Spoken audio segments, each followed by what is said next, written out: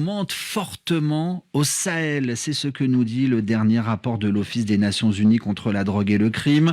Sur les dernières années, l'ONU a observé une croissance importante de la production, de consommation de cocaïne, de cannabis, mais aussi de tramadol dans la région sahélienne, allant de la Mauritanie au Tchad, en passant par le Mali, le Burkina Faso ou encore le Niger. Sidi Yansané, bonjour. Bonjour. Comment explique-t-on cette hausse du trafic de drogue dans cette région ? Alors commençons d'abord par la cocaïne. Les saisies, c'est-à-dire les stocks de drogue découverts et confisqués par les forces de l'ordre, eh bien ces saisies sont passées de 13 kilos par an entre 2015 et 2020 à près de 1500 kilos en 2022 dans le Sahel. L'explication de cette forte hausse, c'est d'abord parce que l'Afrique de l'Ouest a toujours été un point de passage, une escale si vous préférez, entre l'Amérique du Sud où l'on fabrique la cocaïne et l'Europe où il y a les principaux consommateurs. Et comme la consommation européenne augmente, il y a de plus en plus de cocaïne qui passe par l'Afrique. Dans le Sahel, il y a aussi beaucoup de trafic de cannabis venu du Maroc. Au Niger, par exemple, en 2021, les autorités ont récupéré tellement de cannabis que cela pouvait remplir tout un conteneur.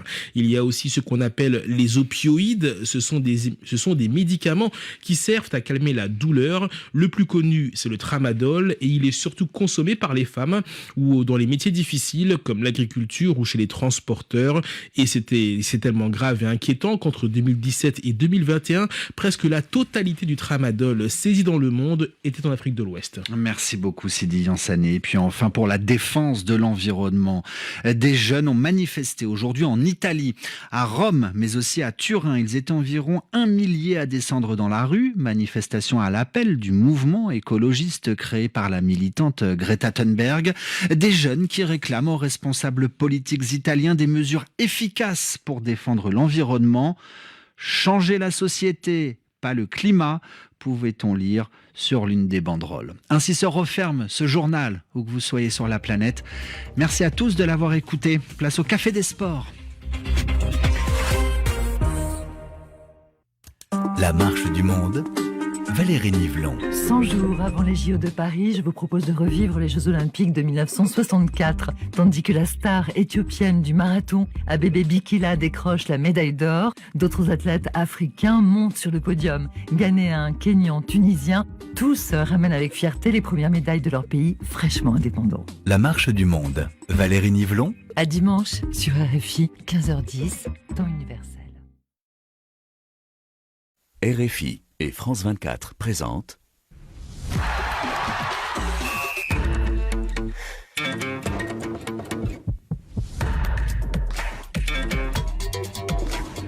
Radio Foot International, le Café des Sports, Annie Gasnier.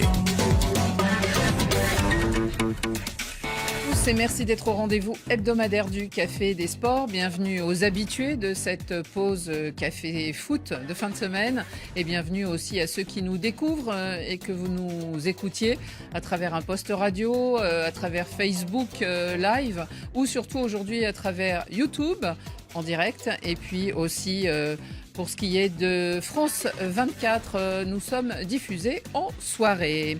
Autour de moi, ils sont là, nos invités, et je vous les présente. Bonjour. Alors, vous allez noter qu'il est sur son 31, plus que nous tous.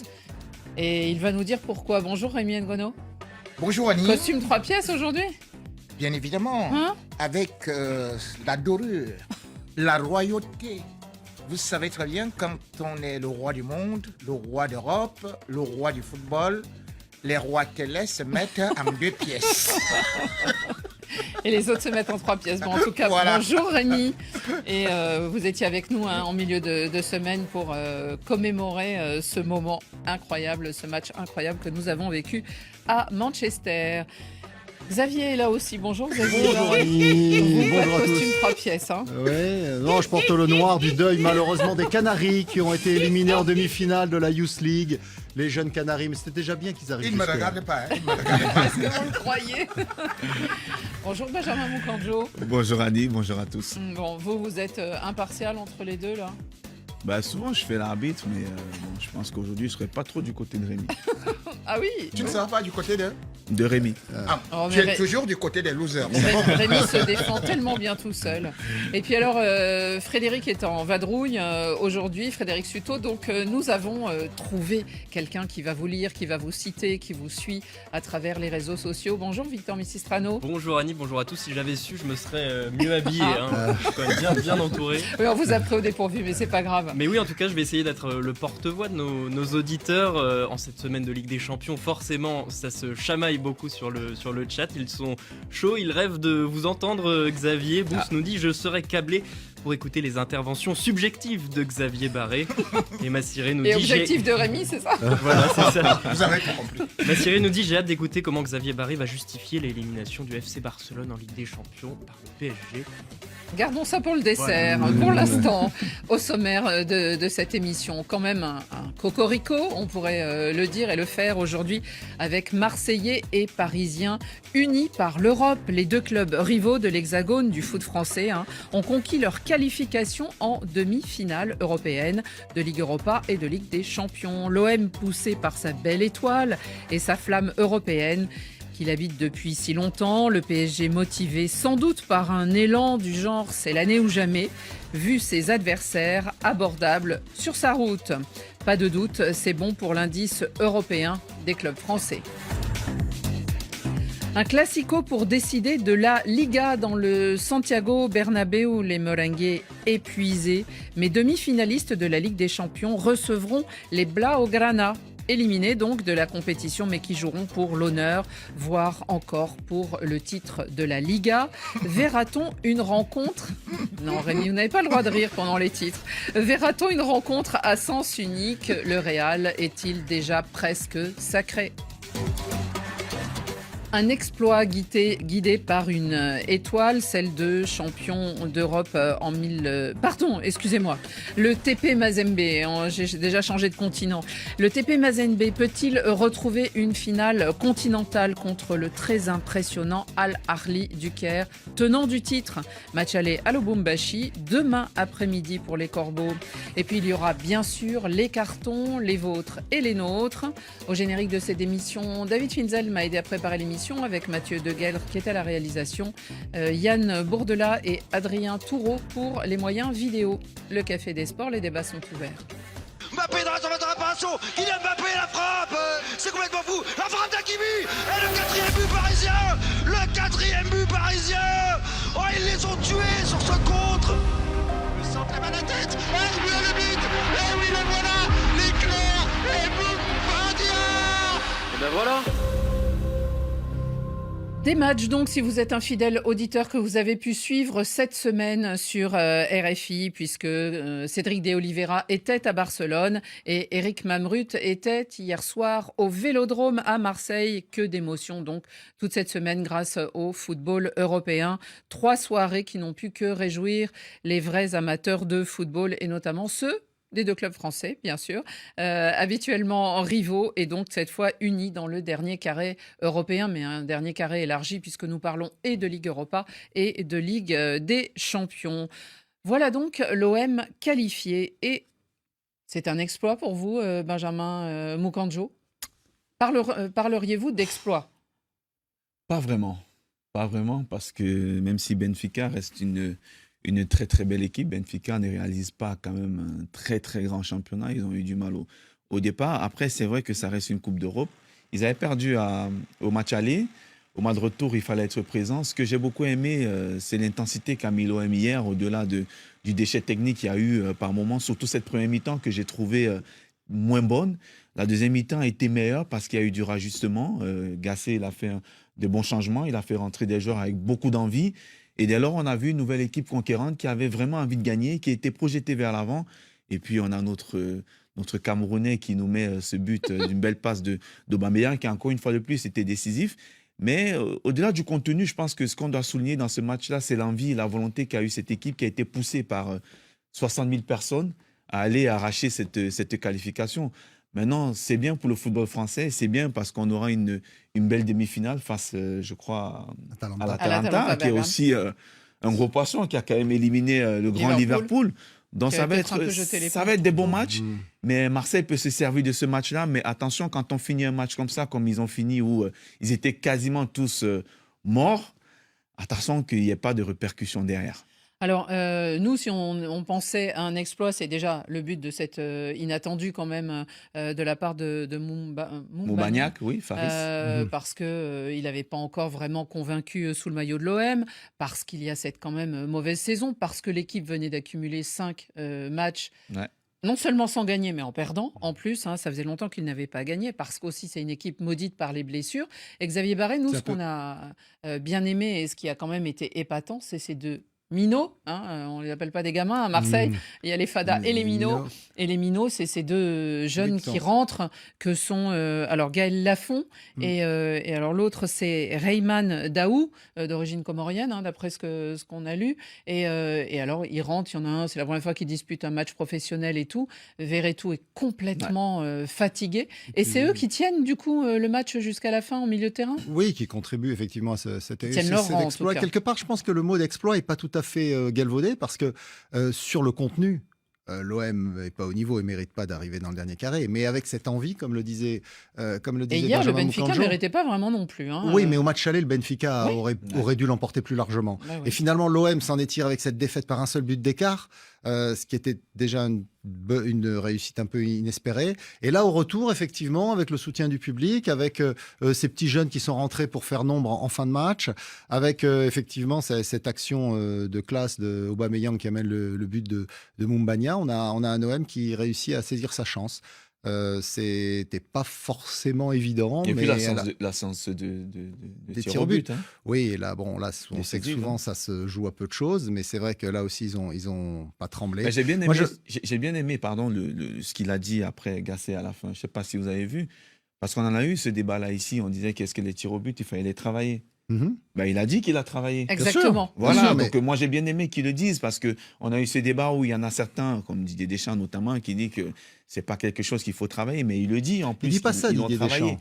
Il dit pas ça. Il dit qu'on peut pas préparer une séance de tir au but à l'entraînement et se retrouver et créer les conditions dans lesquelles elle se déroule en fait. Oui, non, mais Et du ce en coup, quoi lui, il a tout à fait tort. il prend ombrage du fait qu'on veuille lui conseiller de les préparer. Vous vous souvenez, c'est un peu ça. Oui, parce que sont différents avec. Il dit qu'on peut pas tout prévoir, et notamment effectivement les blessures. Alors vous pouvez effectivement faire tirer les petits jeunes qui apparaissent pour la première fois, mais c'est très difficile de savoir ne serait-ce quels seront les 5 premiers tireurs. Donc ça s'est bien passé pour l'OM, moins bien pour Benfica. Regardez Di Maria. On peut pas dire que Di Maria soit un mauvais tireur de penalty. Mais c'est peut-être lui entraîné. qui commence et il tape sur le poteau. Ouais. Donc Xavier, il s'est peut-être pas entraîné. Mais Annie, il les tire toujours. Il les tire sais. toujours. Donc On le connaît bien. Voilà. Donc ça a dû lui faire quelque chose quand même à Di Maria, non, de perdre. En plus à Marseille. À Marseille, bah oui, parce que c'est quand même un ancien Parisien. Vous avez vu quand il allait tirer les corners. Ouais. Les corners, il y avait des policiers avec des boucliers pour protéger Di Maria. Ouais. Dans des stades, notamment à Nantes, quand il se passe quelque chose comme ça, le stade est tout de suite suspendu et à huis clos. Ouais. À Marseille, ça passe. Oui, mais Marseille est une autre planète.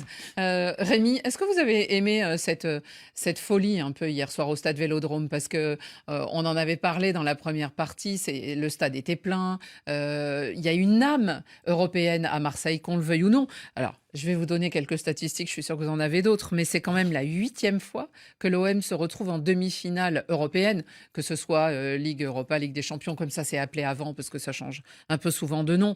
Ils ont gagné, évidemment, c'est le seul club français pour ce qui est de remporter une finale, mais ils ont remporté 5 finales, on n'en gagnait qu'une.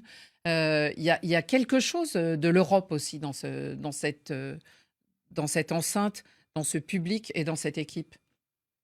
Bien sûr qu'il y a beaucoup l'Europe qui motive Marseille. Et d'ailleurs, pour aller dans ce sens-là, vous allez voir que Marseille n'a pas perdu à domicile en Europa League depuis 2018. La dernière défaite, c'était contre Limassol.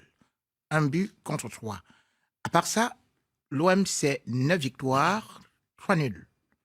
Et quand on essaie de regarder aujourd'hui aussi, certains peuvent dire que l'OM... Voilà, même sur le plan offensif, quand même, on était sur 5 matchs là avec 23 buts qu'on a vus au stade Vélodrome. Cela veut dire que vraiment, quand la Ligue Europa, l'Europe, une Coupe d'Europe arrive... Enfin, entre-temps, ils ont quand même perdu contre Tottenham, contre l'Eintracht Francfort. Donc, ils ne sont pas invincibles en Coupe d'Europe. Ils sont invincibles en Ligue Europa, en deuxième division européenne. C'est déjà bien, hein. C'est déjà bien. Mais quand la joue en plus. Quand le niveau se monte, quand le niveau s'élève, ils sont j'ai pas dit invaincus. depuis 2018, à Oui. domicile, j'étais Ouais, laissé non, mais il parler. faut tempérer ce constat vis-à-vis de nos tunnel auditeurs. depuis. J'ai dit, tu as fait un long tunnel et je t'explique donc que voilà ce qui se passe à domicile. Je n'ai pas dit à l'extérieur ou ceci et cela. Nous étions au Vélodrome. Et maintenant, toi, tu as En Ligue voulu Europa, pas en mépriser, Ligue des tu as Champions. voulu, avec ton Nantes, qui est la meilleure équipe de France, bon, comme Barça aussi, la meilleure équipe du monde, bon, tu as voulu négliger peut-être cette victoire. Moi, je vais dire c'est une victoire importante parce que Benfica n'est pas n'importe qui. Même Mukanjo qui dit que non, c'est pas un bon Benfica, il faut se dire que Benfica à l'extérieur, même s'il n'était pas bon, en compétition européenne, 17 matchs, il n'y a eu que 2 défaites. La 3e est arrivée avec Marseille pour le 18e match. Pour dire que ce Marseille-là affrontait un grand d'Europe qui connaît gérer les matchs à l'extérieur. Et maintenant aussi, je vais faire un mea culpa parce que je devrais, dans un live, j'ai regardé Moubagna courir et j'ai dit, mais on dirait que l'OM a recruté Francis Ngannou. Aujourd'hui, quand on voit quand même qu'il a une certaine vélocité, qu'il a une détente, qu'il a une détermination, qu'il parvient à bouger les lignes, je me dis, bon, mea culpa, mon cher Moubagna Faris, tu mérites l'étoile, tu es un vrai lion, tu es un combattant, va de l'avant, je suis derrière toi. Et il a été adoubé par le Vélodrome hier soir, ce qui est quand même pas banal. Victor, j'imagine que la victoire de l'OM, on a vu sur les réseaux sociaux hier soir notamment à Dakar, il y avait des supporters de l'OM qui ont regardé ensemble le match et qui ensuite sautaient. Qui ne saute pas n'est pas marseillais. Donc... Justement, Guy sur le chat met le drapeau du Sénégal et nous dit « Nous sommes l'âme du football français. Allez l'OM, en route pour les demi-finales. » Mam nous dit... On les voit derrière vous d'ailleurs, hein, ceux qui sautaient hier soir. Là. Et il y en a qui pensent déjà à la demi-finale. Mam nous dit Marseille ne doit pas embrasser l'euphorie. Il faut revenir sur terre avant cette demi-finale contre l'Atalanta, qui n'est pas une petite équipe. On l'a vu, ils sont sortis les Reds de Liverpool. Oui, même si les Reds, hein, on le sait, ils avaient mis l'équipe B, ils les avaient peut-être pris un peu de haut au match aller et au match retour, même s'ils ont gagné, c'était pas suffisant pour rattraper le retard. Mais Benjamin, la Ligue 1 va peut-être les ramener sur terre quand même, parce que là ils sont 9e, ils sont loin d'une quelconque place européenne, les Marseillais, et bon, ils ont écarté le Shakhtar, ils ont écarté Villarreal, oui, ils ont c'est un bon parcours. écarté l'Ajax, oui, le parcours est incroyable. C'est un bon parcours en Europa League, mais justement il y a un Marseille un peu à deux visages. Il y a le Marseille de l'Europa League, il y a le Marseille de la Ligue 1. Aujourd'hui, Marseille sait que ça va être compliqué d'aller accrocher une place européenne. Peut-être que son salut et sauver sa saison passera par cette campagne d'Europa League. Il faut aller au bout, il faut aller jusqu'en finale et pourquoi pas la gagner. Mais effectivement, moi, ce qui m'inquiète dans ce Marseille-là depuis le début de la saison, c'est le contenu. C'est vrai que le contenu est très pauvre. Il y a beaucoup de joueurs. Est pleine. Oui, l'infirmerie est pleine. Il y a beaucoup de joueurs qui, pour moi, c'est des bons joueurs. Mais est-ce qu'ils correspondent à l'ADN de l'Olympique de Marseille? J'ai dit non. Parce que c'est des bons joueurs qui seront titulaires dans d'autres clubs. Mais pour moi, pour jouer à Marseille, il ne suffit pas uniquement d'avoir du talent. Mais il y a autre chose en plus qu'on a cultivé. Par exemple, ce qu'on a vu hier dans ce match-là, ça, il avait. Oui. Et quand vous l'avez à l'Olympique de Marseille, vous êtes adulé. Guendouzi qui paraît incarner un peu ce genre d'esprit, on l'envoie à Lazio. Enfin, je veux dire, on s'est défait aussi à Marseille. On va pas parler de la politique de Marseille. J'ai l'impression que vous oubliez un certain nombre de choses. Marseille, c'est la 2e meilleure attaque de l'Europa League. Et hier, Marseille a joué justement en blanc, comme L'Oréal. Il faut savoir ses forces et ses faiblesses. Oui, Marseille a fait quoi? Marseille était privé de 2 latéraux. De 2 latéraux, ce qui signifie que les attaquants devaient faire ce travail de venir couvrir les latéraux. Parce que justement, Benfica, quand vous avez Di Maria, qui connaissait très bien que Marseille est privé de ses latéraux, il devait y passer. À partir de cet instant, Marseille savait très bien aussi défendre. Le football, c'est 2 choses.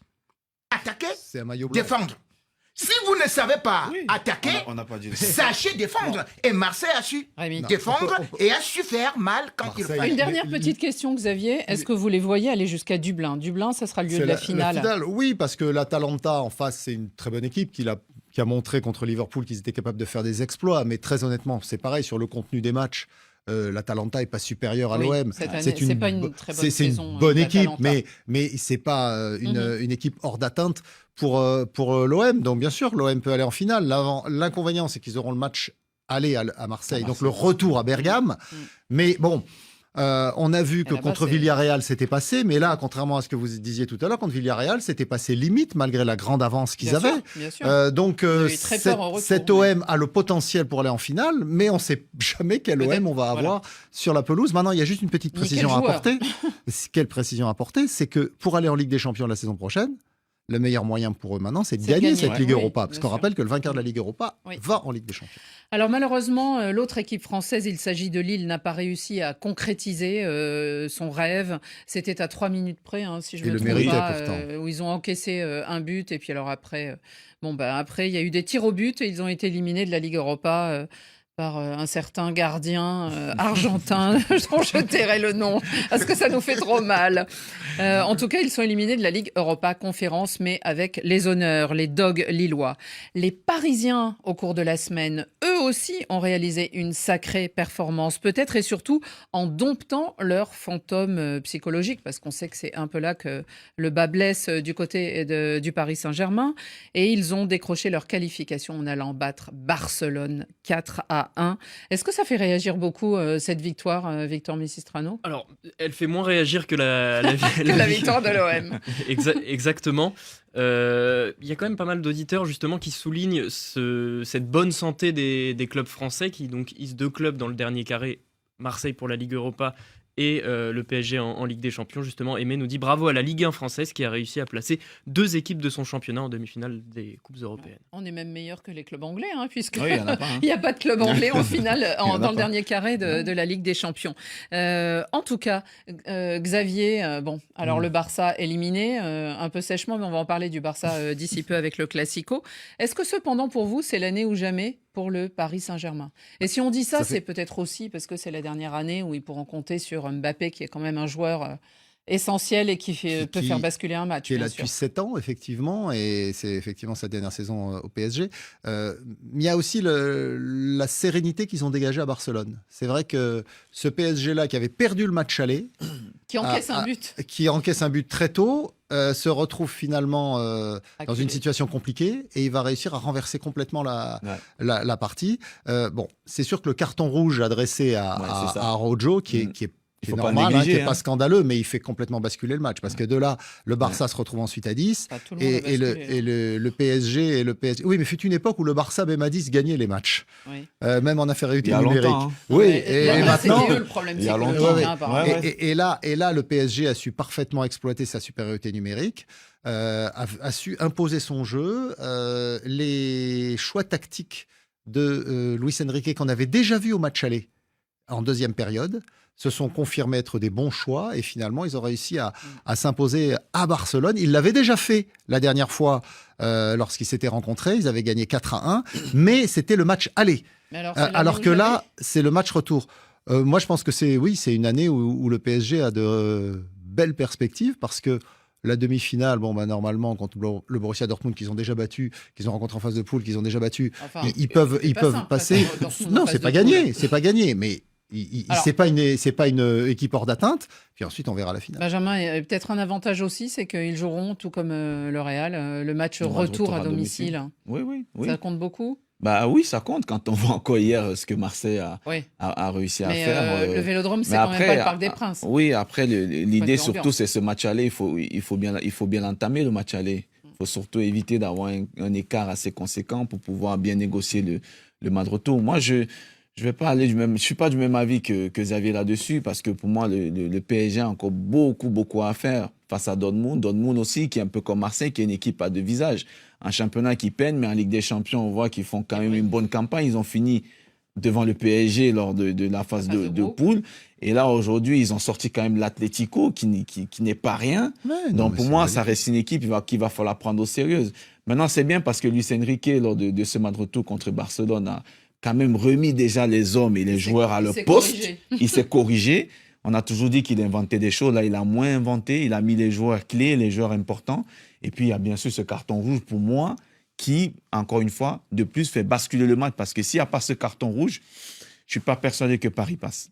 C'est ça, par rapport à la sérénité qu'évoquait Xavier, cette sérénité avant le carton rouge, on ne l'a pas vraiment vu. On pensait les Parisiens, ils étaient vraiment dans une posture où on pensait que ils avaient très mal engagé ce match. Et tout le discours de Luis Enrique sur le fait de dire on y croit, on n'a pas du tout douté. Sur le début de match, on avait l'impression que les Parisiens, ils y croyaient plus forcément. Et par contre, à partir du moment où il y a eu le carton rouge et dans la foulée, le but de Dembélé, là, on a vu qu'il y avait de la sérénité, ils sentaient qu'ils allaient passer. Et aussi, ce qu'on a vu, c'est des leaders qui répondaient présents. Un joueur comme Marquinhos, dans des grands matchs, c'était souvent pointé. Là, il a vraiment joué comme un leader. Oui. Et puis Vitinha, et puis Barcola, et puis la relève peut-être. Rémi, comment est-ce que pour vous, les Parisiens iront jusqu'à la finale? Je découvre d'abord à Wembley, à Londres. Je découvre que vous avez regardé le match à la radio. Voilà. Parce que même le président du Barça dit, dans les 30 premières minutes, nous n'avons rien produit, même si on a marqué un but. Parce que Lamine Yamal, c'est sur une contre-attaque qu'il fait une passe décisive, but. Entre-temps, c'est le PSG qui se créait les occasions. Le PSG se créait des occasions, vous ne pouvez pas dire le contraire. Et d'ailleurs, si le PSG se retrouve justement en supériorité numérique, c'est parce que par la vitesse de Barcola, Araujo est battu. Mais alors, Rémi, moi, je vais vous dire, vous me demandez si je vais prendre juste quelques statistiques. 2020, le PSG, sans Lionel Messi, est en finale. 2021, le PSG sans Lionel Messi atteint quand même demi-finale. La demi-finale. 2024. Messi arrive. Il se passe rien.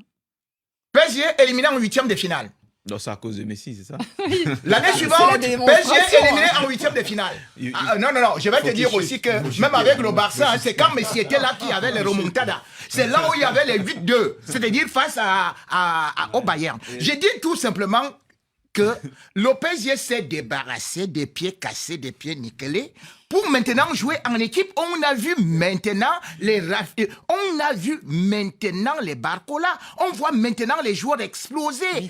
Les Vitinha, ils sont devenus des vrais joueurs qui ne pouvaient pas émerger tant qu'il y avait cela. Et il y a un proverbe africain qui dit une seule dent pourrie fait sentir mal la bouche. Maintenant, on s'est débarrassé des dents pourries. Voilà que le PSG peut arriver et va arriver en finale. Bon, donc traiter Messi de dents pourries, c'est délicat de la part de Rémi Ngono. Non, mais bien sûr, tout le monde sait. Xavier, en 3 mots ou 2, l'indice UEFA pour les clubs français, est-ce que c'est bon ce qui s'est passé hier soir? Très bon, parce que alors dans toutes les réformes qui vont arriver cet été, puisqu'on va avoir une nouvelle Ligue des Champions avec 36 clubs, avec plus de clubs pour les grands pays, il y a la France qui en aura normalement 4, dont un barragiste, mais peut-être même 5. Parce que les 2 premiers au classement de l'année qui s'achève auront un club supplémentaire. Donc il y aura très vraisemblablement l'Italie, qui aura donc un 5e club, et soit la France, soit l'Allemagne. L'Angleterre, probablement pas. Et donc la France peut espérer un 5e club. Et avec l'OM qui pourrait remporter la Ligue Europa, peut-être même un 6e. Vous voyez, on pensait que ce serait l'Angleterre qui aurait ses 6 clubs en Ligue des Champions la saison prochaine, mais peut-être, qui sait, peut-être la France. Nous avons le calendrier, en tout cas. Le PSG jouera les 1er et 7 mai, ces matchs aller et retour contre le Borussia Dortmund, alors que le Bayern et le Real s'affronteront, eux, le 30 avril et le 8 mai. Pour ce qui est de l'OM, les 2 et 9 mai contre l'Atalanta. Et bien sûr, c'est à suivre sur les antennes de RFI. Mais justement, on a évoqué le Real Madrid, on a évoqué le Barça, comme ça, là, en ombre chinoise. Mais maintenant, on va en parler parce que un classico, ça n'est jamais banal et ça n'est jamais classique. Le Real Madrid, la Maison Blanche, allumez les bougies, mettez le champagne dans le frais. Classico. On a vu aussi l'équipe de Barcelone un petit peu se liquéfier.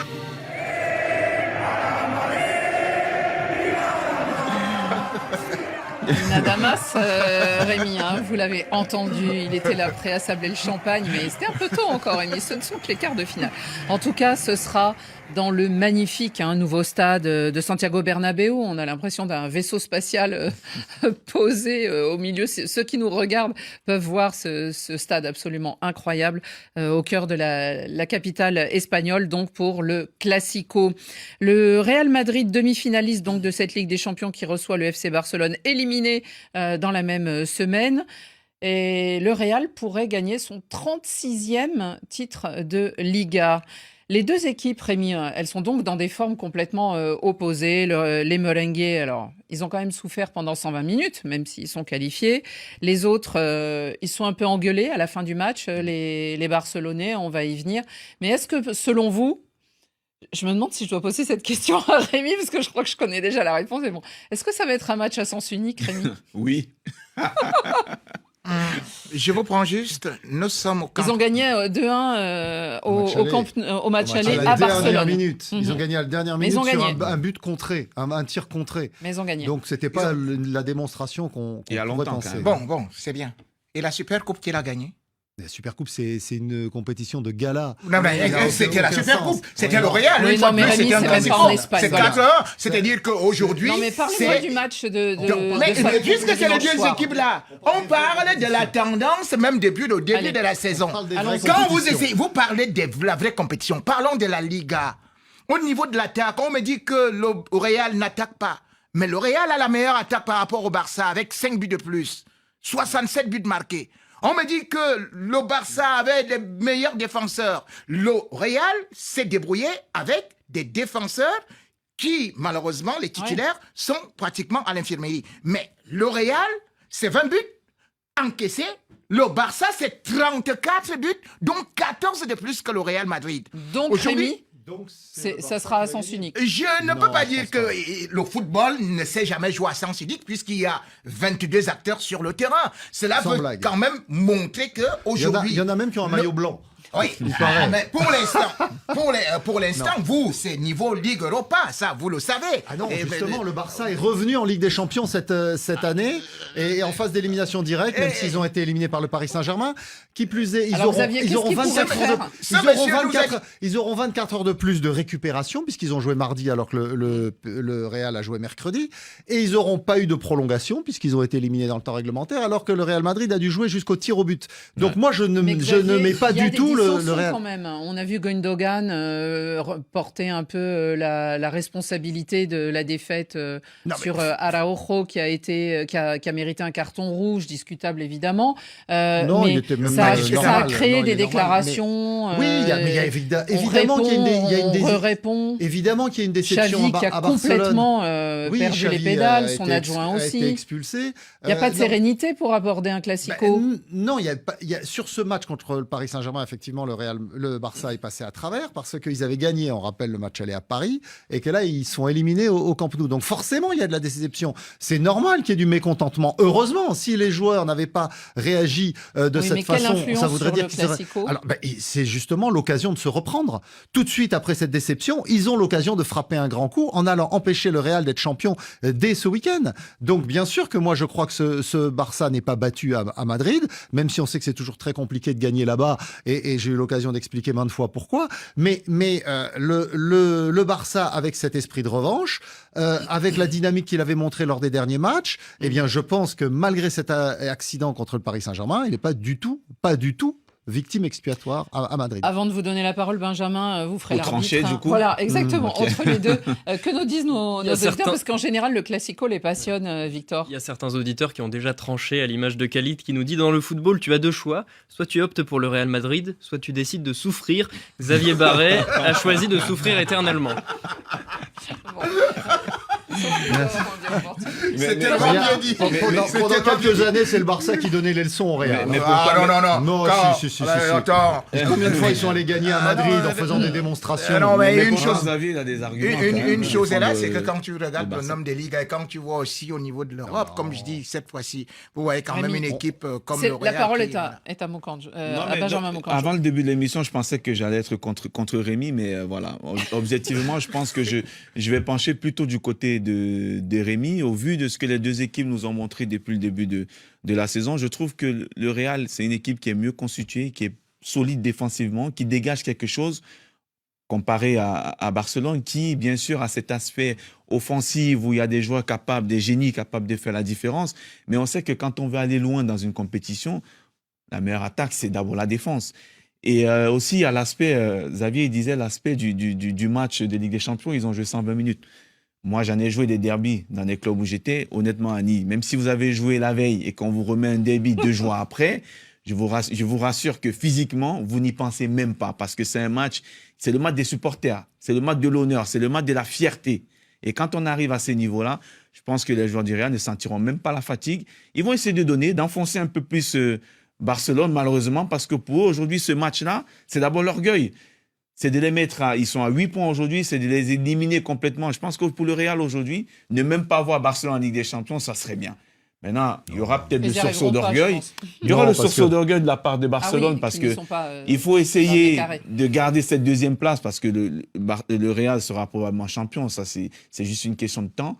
Maintenant, pour Barcelone, il faut essayer de garder cette deuxième place parce que derrière, il y a 2 autres équipes qui poussent. C'est la 32e journée. Hein. Il reste encore 6 journées dans cette compétition. Donc, ça sera effectivement quand même un marqueur avant la fin de la Liga.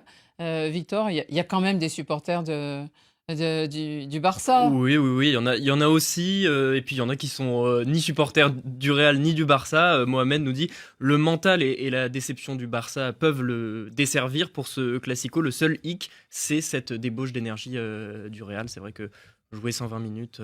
Ce n'est pas seulement 120 minutes, c'est que effectivement là, il a un peu raison. On a déjà quand même un joueur qui a raison, Xavier. Xavier, un peu, oui.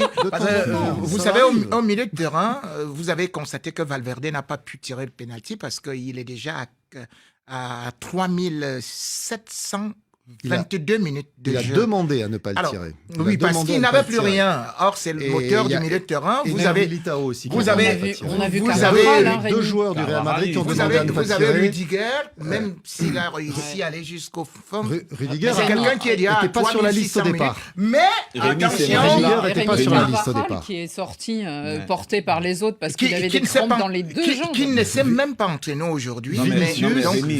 Mais cependant, bien évidemment, cependant, avec ce Real, il faut aller jusqu'au bout et ils n'ont jamais lâché parce qu'il y a un proverbe africain qui dit « On reconnaît l'or dans le feu et l'homme dans la difficulté ». Bon. Le match sera donc dimanche soir. Ça sera en fin de week-end et ça sera très, très intéressant de suivre tout cela. Rappelons aussi que le Real est invaincu sur sa pelouse dans cette saison. Peut-être qu'ils feront match nul. On verra. Allez, on passe en Afrique parce qu'en Afrique, on en est déjà au stade des demi-finales pour ce qui est de la compétition continentale.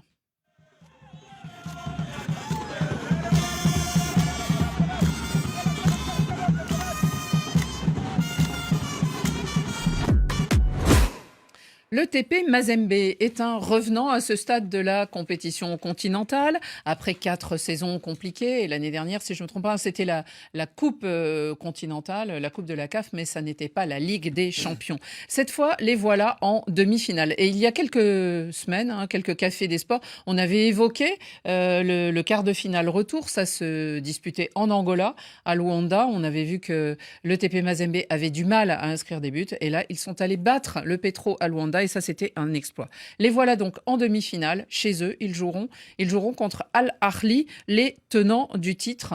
Est-ce que nos auditeurs prédisent quelque chose Victor, ça doit les intéresser, Bien les corbeaux. sûr que ça les intéresse, notamment Michael qui nous dit « Mazembe et Al Ahly sont mes 2 équipes préférées. C'est un peu comme choisir entre une pomme et un ananas. Pour moi, c'est impossible, mais en tant que Congolais, une victoire de Mazembe me fera plaisir. » Donc voilà, François prédit lui une victoire des Corbeaux 2-0. Et Adrien, pour lui, le TP Mazembe qui reçoit le match aller doit impérativement battre le Ahly du Caire, puisque cette équipe est difficile à jouer à l'extérieur et intraitable à le Ahly au Caire, c'est un peu comme le Real à Madrid, en fait.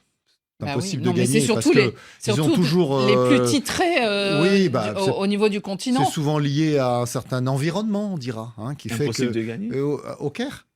C'est très compliqué, mais je vous invite à revoir la conférence de presse de Roulani Mokwena, l'entraîneur des Mamelody Sundowns la saison dernière, enfin l'automne dernier, après le match contre les Mamelody Sundowns, où on leur avait tout fait. Et les Mamelody Sundowns sont quand même passés parce que le Ali faisait des fautes qui n'étaient pas sanctionnées. Parce que Motsepe est le président de la CAF Mais aussi. justement, c'était le reproche qui était fait au Ali, par les supporters du Ali à Mamelody Sundowns, mais sur le terrain, quand on avait vu l'arbitrage, je peux vous dire que c'était pas du tout le cas. Et c'est vrai que le TP Mazembe s'attaque à un monument qui va être très difficile de vaincre, surtout avec ce match au Caire. Alors, ça va être très compliqué pour les Corbeaux, mais sur la dynamique de ce qu'ils ont montré jusqu'à présent, pourquoi pas. En plus, c'est les tenants du titre, Al-Ahly, puisqu'ils l'ont emporté l'année dernière.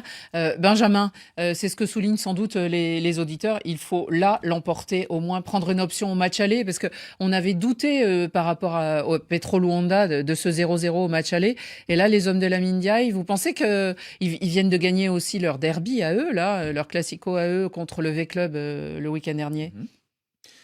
Mais je pense que oui, le match aller, c'est un peu le tournant de c'est la demi-finale, je crois.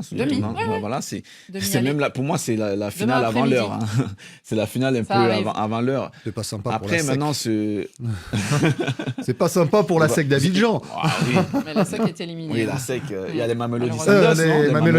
Les Mamelody Sundowns. Pour moi, c'est la finale. Quand on voit l'historique un peu de ces deux pays, de ces deux équipes, où le Tupiza Mazembe a longtemps dominé aussi le continent sur ce plan-là. Maintenant, c'est vrai que ce premier match, il est hyper important parce que recevoir à domicile, je ne sais pas, Xavier, tu me confirmes si la règle du but à l'extérieur a été aussi retirée. Non, elle est toujours valable. Elle est toujours valable. En Afrique, elle continue valable. C'est encore, ça va être encore plus difficile parce qu'il ne faut pas prendre de but en plus à domicile, essayer de marquer. On sait que c'est une équipe qui a eu du mal à marquer, même si lors de son quart de finale, réussit à marquer. Elle retrouve un peu de l'efficacité. Mais pour moi, c'est vrai que c'est un choc et ça va être un match très, très difficile parce que Al-Ahly reste pour moi la meilleure équipe africaine. Rémi ne pas encaisser de but. Alors, ils sont sur 5 clean sheets, justement, les Corbeaux, et ils ont un super gardien, un Sénégalais, qui vient de Casa Sport, si je ne me trompe pas, et qui s'appelle Alioune Badara Fati. Et c'est un peu aussi la sécurité, en tout cas, pour la défense il est du grand, TP. Et lors des playoffs, il est sur 5 clean sheets. Exactement. Et je devrais aussi dire qu'il est entraîné par Kidiaba, Mhm. Robert. Oui. C'est La légende congolaise voilà. et africaine. Hein. Donc, quand il est d'ailleurs arrivé, il était 5e gardien. Donc, il a pu franchir les étapes et puis il a sorti un match incroyable. C'était le 2 décembre 2023. C'était contre les Mamelody Sundowns où il a pratiquement annihilé 5 occasions de but. Donc, je voudrais juste vous dire que les équipes égyptiennes ne sont pas fortes comme vous le croyez devant l'OTP Mazembe. Lorsque vous regardez l'historique, ça fait 9 rencontres et sur les 9 rencontres, aucune n'a marqué de but.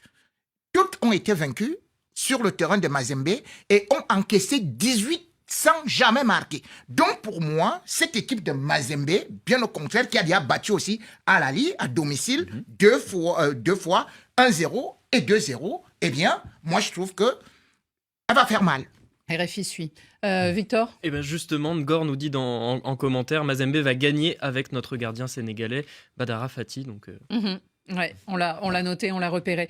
Et justement, donnons un carton vert avant l'heure. C'est à Robert Kidiaba, vous en parlez Rémi, meilleur gardien des Léopards, meilleur gardien du TP Mazembe. Eh bien, il est honoré. Il y a un prix qui désormais, du côté de la RDC et de leur championnat, portera le nom de Robert Kidiaba. Allez, on y file, on y court vers les cartons. Carton jaune. Qui sort un carton jaune. Ouh là là là là, carton rouge. Carton rouge. Dans la confusion. Carton vert. Extraordinaire. Rien à dire. Des cartons, on en reçoit tellement, c'est ce que me précise David Finzel, on en a tellement qu'on a du mal à les sélectionner. Excusez-nous pour ceux qu'on élimine, qu'on doit éliminer, mais en tout cas, merci, merci et merci, on en reçoit du monde entier. Il y a même des filles, et ça nous fait plaisir. La session carton. Madrid, Madrid, Madrid, à la Madrid, Ina Damas, à la Madrid. Carton vert au meilleur club du monde, Real Madrid. Bayern 2 minutes, on arrive. Bonjour Café des Sports. Bonjour Café des Sports. Ici c'est la famille Diatta, Joachim et son papa. On donne un carton vert à monsieur Rémi Ngono qui avait dit à Xavier Barré que l'équipe qui bat le Real l'année suivante est toujours éliminée par le Real Madrid. Chez lui en plus. Comme le dit un proverbe africain, un lion blessé n'est jamais mort. Il reste toujours dangereux. Moi, c'est Catherine Mireille depuis les États-Unis. J'agresse un carton vert à l'équipe de Real de Madrid. Vous avez joué avec nos cœurs, avec nos poumons, mais pour finir, nous sommes en demi-finale à la Madrid. Je m'appelle Amos. C'est ma première fois de participer à cette émission depuis N'Djamena, la capitale du Tchad, en plein soleil. Mon carton, il est rouge. Il s'adresse à Xavi Hernandez. Voilà un coach qui perd un joueur, un pilier de la défense à la 30e minute. Pris par la panique, je ne sais, lui aussi il prend un carton rouge. Xavi, c'est quoi ça? C'est Rudy Cham depuis le Sénégal. Je donne un carton vert à Kylian Mbappé qui intègre le top 10 des meilleurs buteurs de Ligue des Champions avec 48 buts. Félicitations au PSG et bonne émission à tous. À la Madrid. Bonsoir Café des Sports. Double carton vert pour le Real Madrid pour cette bonne qualification. Et pour Kylian Mbappé, quel mental ce joueur. Quel mental Kylian Mbappé. Fracassé, mais toujours debout. On t'attend à Madrid la saison prochaine. Salut le Café des Sports. On en parle peu, voire pratiquement pas. Mais Thomas Tuchel vient d'intégrer le cercle restreint des entraîneurs ayant atteint les demi-finales de la Ligue des Champions avec 3 formations différentes.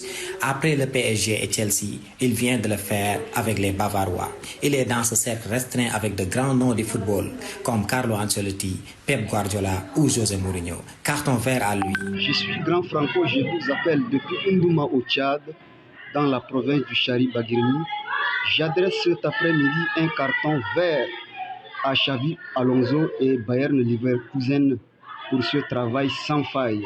Salut RFI, moi c'est Patrick depuis la ville de Cologne en Allemagne. J'adresse un carton rouge à Naby Keita qui a refusé le week-end dernier de monter dans le bus pour faire le déplacement de Leverkusen. Et l'équipe l'a suspendu jusqu'à la fin de saison. Il n'a plus le droit de s'entraîner avec l'équipe première. Cette sanction s'accompagnera avec la suspension de son contrat à la fin de saison. Dommage pour cette méga star africaine, ce espoir du peuple guinéen. Mais c'est un comportement qui n'est pas encouragé. Donc Naby Keita, carton rouge. C'est Divin Maï depuis Kinshasa. Mon carton est vert. Oui, vert à Moloem, mon Marseille, mon club d'Ikea pour notre qualification en demi-finale de l'Europa League. Viva Marseille. Bravo les gars. Objectif Europa. Yeah. Bonjour Radio Foot International, mon nom c'est Kabore Bourema, je suis au Burkina Faso. Je donne un carton vert à l'équipe du Paris Saint-Germain et à l'équipe de Marseille. Pour dire franchement, ces deux clubs-là ont fait la fierté du championnat français. Voir 2 clubs français à ce stade de la compétition européenne, franchement c'est à saluer. Et moi je vous promets que cette année, c'est l'année du Paris Saint-Germain. Ils vont remporter la Ligue des Champions. À la fin, vous allez m'appeler. Merci, ciao, ciao. Alors, je ne sais pas si on l'appellera, mais j'ai l'impression que ça le dérangerait plus que l'OM gagne que le PSG gagne. On verra ça. Mais alors, l'auditeur de RDC qui murmure, oui. Parce que sans doute que le match ayant fini à minuit et demi ou minuit, il ne veut pas réveiller toute la maisonnée. C'était très drôle. Allez, à vos cartons, Rémi. Rouge. Oula. Rouge pour Boupenza Aaron, ce joueur des Panthères qui va faire un live des Panthères du Gabon pour fustiger son sélectionneur et surtout poser des conditions. Il dit, Thierry Mouillon, pour que moi je revienne là, il faudrait qu'on le chasse et comme ça moi je reviens, mec. C'est quand même incroyable cette façon que les joueurs africains prennent déjà de haut ou alors négligent, méprisent leur sélectionneur. Heureusement, la FEGIFOOT a agi et lui a demandé qu'il ne reviendra plus. Le COMEX, c'est le comité exécutif qui a décidé ça. Parce que quand on essaie de regarder Thierry Mouyouma, par rapport même à la sélection, lui c'était 4-22. C'est lui qui vient parler fort là. Boupenza, c'est à peine 24 sélections et il vient parler à un grand. Avant d'aller t'attaquer à quelqu'un, il y a un proverbe africain qui dit « Rassure-toi avant de mordre que tes dents sont capables de s'attaquer soit à un fer, soit à la viande. » Je crois que Rémi, il a un problème avec un dentiste aujourd'hui, parce qu'entre des dents pourries et des dents qui ne tiennent pas.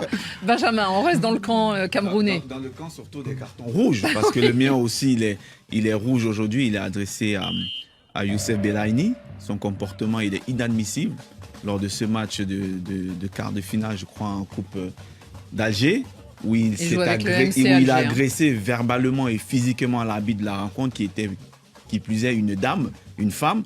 Je trouve que c'est un joueur avec un grand talent, mais son comportement, on l'a toujours dénoncé, on l'a toujours pointé du doigt. Alors, il est temps qu'il change. Jusqu'à présent. Oui, il est temps qu'il change et j'espère vraiment pour moi que la fédération va sévir et que ce comportement-là, il doit être puni, il doit être sanctionné. Xavier, on passe au vert. Non, jaune, oui, jaune pour la Ligue de football professionnel. Alors on va dire oui. Contre le Barça. Oui, on va dire qu'effectivement les clubs français sont 2 sur 3 sont passés en demi-finale des coupes européennes. Mais qu'est-ce qu'ils ont fait pour ça? On a suspendu les matchs de championnat. Moralité, il y a 3 matchs de championnat qui doivent être joués là le 24 avril. Et puis le PSG et puis Marseille, ils disent ah oui, mais maintenant on va avoir d'autres matchs de championnat entre la demi-finale et la demi-finale. On veut aussi les reporter. Ouais. Non mais attendez, il faut à un moment en plus où il faut vendre les droits télé parce qu'il n'y a plus de diffuseurs. Vous allez vendre des droits télé à des gens en leur disant ah oui, mais quand il y a des matchs de Coupe d'Europe, les clubs veulent pas jouer, on reporte les matchs. Donc vous n'y arriverez pas. Donc carton jaune en espérant qu'il soit jamais rouge. Victor Missistrano, votre carton? Un carton vert pour le Bayer Leverkusen qui a été sacré champion d'Allemagne, mais surtout pour cette ambition et celle de Xabi Alonso, l'entraîneur, de vouloir aller plus loin, de vouloir être invaincu. Les statistiques, elles sont impressionnantes. 44 matchs invaincus, toutes compétitions confondues, c'est historique. 25 victoires, 4 défaites en championnat. Jamais une équipe en Bundesliga n'a terminé invaincue. Et là, on l'a vu en Ligue Europa, ils ont égalisé à la 29e minute pour maintenir cette invincibilité. Donc c'est phénoménal. Ils sont incroyable. Et notre carton, vous avez entendu un de nos auditeurs le donner aussi, c'était à Naby Keïta. On hésitait on a mis jaune entre vert de Werder Bremen et rouge pour la punition. C'est quand même très dommage pour le capitaine du Sili, mais sans doute le reverra-t-on sous le maillot de la Guinée. Merci messieurs, je vous souhaite un très bon week-end. Bon week-end à tous ceux qui nous suivent et on vous dit à la semaine prochaine.